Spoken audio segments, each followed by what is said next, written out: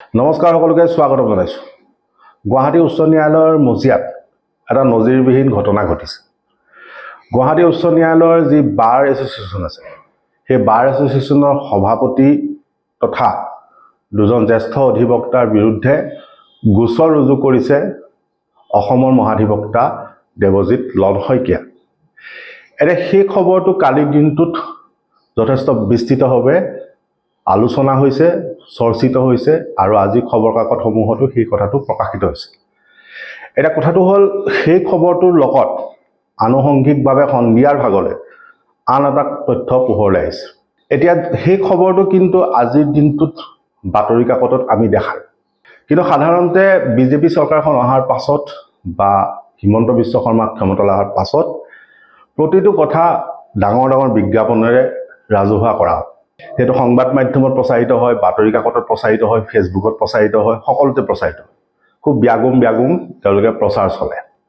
আপোনালোকে নিজে দেখিছে যে সাধাৰণ নিযুক্তি এটাতো চৰকাৰে ডাঙৰ ডাঙৰ বিজ্ঞাপন আজিকালি প্ৰকাশ কৰে। অৰুণোদয় আঁচনি, নিযুত মইনা ইত্যাদিৰ ক্ষেত্ৰত বহুত বিজ্ঞাপন আপোনালোকে দেখিছে, কিন্তু এই খবৰটো সংবাদ মাধ্যমত নাই আৰু এই খবৰটো বিজ্ঞাপন আকাৰেও প্ৰকাশ হোৱা নাই।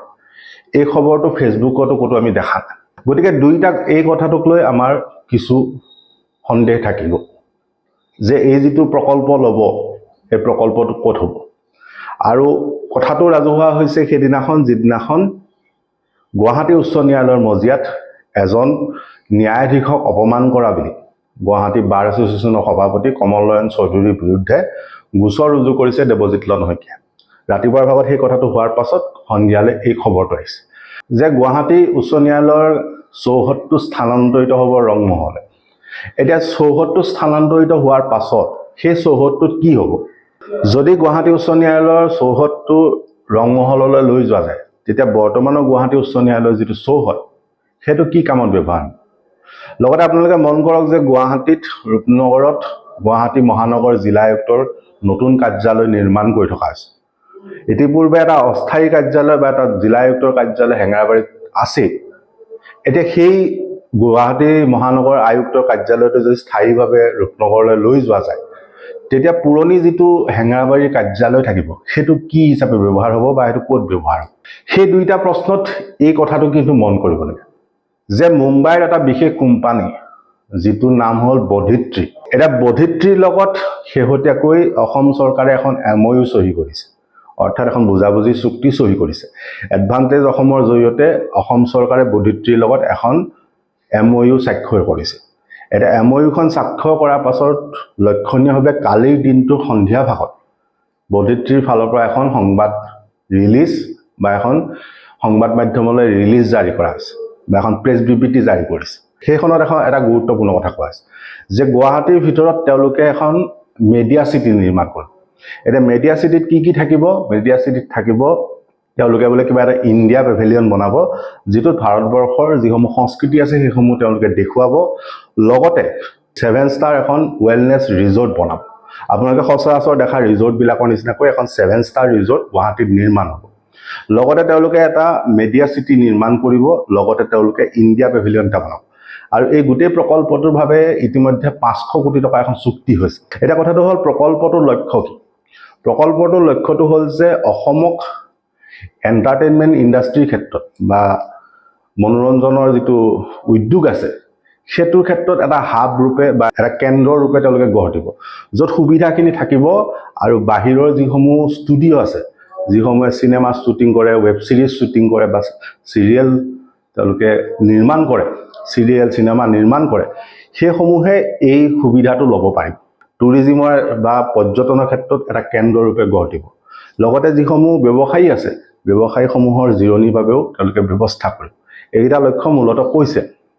এতিয়া যিহেতু তেনেকুৱা ডাঙৰ প্ৰকল্প এটা হ'ব, যিহেতু এটা ডাঙৰ প্ৰকল্প নিৰ্মাণ হ'ব, সেইটো গুৱাহাটীৰ পৰা আঁতৰত নহয়, সেইটো গুৱাহাটীৰ মাজমজিয়াৰ ক'ৰবাত স্থাপন হ'ব। গতিকে গুৱাহাটীৰ মাজমজিয়াত যদি স্থাপন হয়, তেতিয়াহ'লে সম্ভাৱ্য স্থান বুলি কওঁতে ৰাইজে অভিযোগ কৰিছে যে গুৱাহাটী উচ্চ ন্যায়ালয়ৰ চৌহদটো যিহেতু ইতিমধ্যে আটকধুনীয়াভাৱে বনোৱাই আছে, গতিকে তাত সুবিধা হ'ব, কাৰণ ব্ৰহ্মপুত্ৰখন তাৰ কাষতে লাগি আছে। এতিয়া সেই ক্ষেত্ৰত এইটো প্ৰশ্নও থাকি গ'ল যে ইতিমধ্যে অসমত এটা জ্যোতিচিত্ৰবন আছে। সেই জ্যোতিচিত্ৰবনে ইতিমধ্যে চিনেমাৰ ক্ষেত্ৰত মনোৰঞ্জনৰ ক্ষেত্ৰত বা অন্যান্য যিসমূহ সাংস্কৃতিক অনুষ্ঠান আছে সেইসমূহৰ ক্ষেত্ৰত সুবিধা দিয়ে আছে। ইতিমধ্যে অসমৰ সংবাদ মাধ্যমসমূহেও তেওঁলোকৰ যিবিলাক অনুষ্ঠান সেইবিলাক জ্যোতিচিত্ৰপণতে কৰে। জ্যোতিচিত্ৰপণত সেই সকলো সুবিধা আছে। চিনেমাৰ ক্ষেত্ৰত, চিৰিয়েলৰ ক্ষেত্ৰত বা ৱেব ছিৰিজৰ ক্ষেত্ৰত, যিকোনো ধৰণৰ ৰেকৰ্ডিঙৰ ক্ষেত্ৰত বা চিনেমা নিৰ্মাণৰ ক্ষেত্ৰত সকলোখিনি সুবিধা জ্যোতিচিত্ৰপণত আছে। আৰু ইতিমধ্যে জ্যোতিচিত্ৰপণক পৰ্যায়ক্ৰমে নিৰ্মাণ কৰি থকা হৈছে। সদৌ অসম ছাত্ৰ সন্থাৰ লগত শেহতীয়াকৈ অসম চুক্তি ৰূপায়ণৰ কথাটো আলোচনা হওঁতেও জ্যোতিচিত্ৰপণৰ উন্নয়নৰ বাবে নতুনকৈ আকৌ প্ৰকল্প লোৱা কথা এটা কৈছে। গতিকে জ্যোতিচিত্ৰপণখন যিহেতু আছে, এতিয়া আকৌ ব্যক্তিগত কোম্পানী এটাৰ জৰিয়তে এখন ইয়াত মেডিয়া চিটি বা ফিল্ম চিটি যি নাম দিয়ে তেওঁলোকে, তেনেকুৱা এখন নিৰ্মাণ কৰাৰ অংকটো ৰহস্যজনক। আৰু এই গোটেই কথাটো কিন্তু চৰকাৰে বিজ্ঞাপন আকাৰে প্ৰকাশ কৰা নাই। কাৰণ চৰকাৰে যিকোনো কাৰণত বিজ্ঞাপন আকাৰে প্ৰকাশ কৰে। যেনেকৈ এতিয়া জাগিৰোডত ছেমিকণ্ডাক্টৰ প্ৰকল্প হওঁতে চৰকাৰে তাক লৈ বিজ্ঞাপন প্ৰকাশ কৰিছে, বিভিন্ন সংবাদমেল আয়োজন কৰিছে। চৰকাৰে বাৰে বাৰে ছেমিকণ্ডাক্টৰ প্ৰকল্পৰ জৰিয়তে অসমত কি হ'ব সেই কথাটো ক'বলৈ বিচাৰিছে।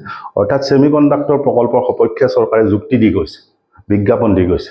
কিন্তু বধিত্ৰীৰ লগত যিটো চুক্তি হ'ল সেই চুক্তিখনৰ কথা কিন্তু চৰকাৰে আজি কোৱা নাই। গতিকে কথাটো ৰহস্য থাকি গ'ল। আৰু ইয়াত যিটো ৱেলনেছ ৰিজৰ্ট হ'ব বুলি কৈছে, যিখন 7 ষ্টাৰ ৱেলনেছ ৰিজৰ্ট হ'ব বুলি কৈছে, তাত কি সুবিধা থাকিব সেই কথাটো স্পষ্ট হৈ থকা। কাৰণ যি ধৰণৰ তেওঁলোকে কৰিম বুলি কৈছে, যিখিনি লক্ষ্য তেওঁলোকে ধৰি দিছে, সেইখিনি কিন্তু মন কৰিব লাগে যে পৰ্যটনৰ ক্ষেত্ৰত বা ব্যৱসায়ীয়ে জিৰণি লোৱাৰ ক্ষেত্ৰত বা চিনেমাৰ ক্ষেত্ৰত তেওঁলোকে এটা সুবিধা কৰিম বুলি কৈছে। সুবিধাটোত সেই চিনেমাসমূহ নিৰ্মাণ হ'ব নে তাত আন কাম কাজ হ'ব, নে অসামাজিক কাম কাজ হ'ব, সেই প্ৰশ্নটো থাকিব।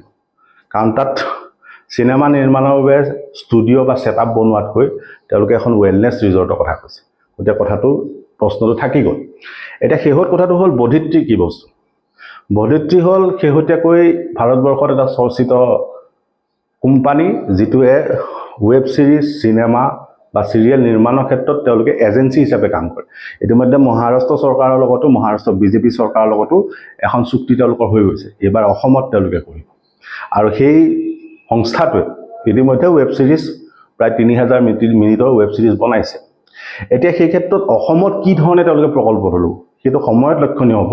কিন্তু উচ্চ ন্যায়ালয়ক যিধৰণে লৈ যাবলৈ বিচাৰিছে আৰু তাৰপিছত যিধৰণে বাৰ এছ'চিয়েশ্যনৰ সভাপতিৰ বিৰুদ্ধে গোচৰ ৰুজু হৈছে, সেই কথাটো হোৱাৰ পাছতেই এই সংবাদ বা প্ৰেছ বিবৃতিখন জাৰি হোৱাটো মন কৰিবলগীয়া। গতিকে ৰাইজে আশংকা প্ৰকাশ কৰিছে যে গুৱাহাটী উচ্চ ন্যায়ালয়ৰ বৰ্তমানৰ যিটো কেম্পাছ আছে, চৌহদ আছে, সেইটোত এই ৱেলনেছ ৰিজৰ্টখন নিৰ্মাণ হ'ব নেকি বা এই প্ৰকল্পটো নিৰ্মাণ হ'ব নেকি। কাৰণ এইটো ব্ৰহ্মপুত্ৰৰ কাষতে আছে। গতিকে কথাখিনি আমি ৰাইজলৈ ধন্যবাদ।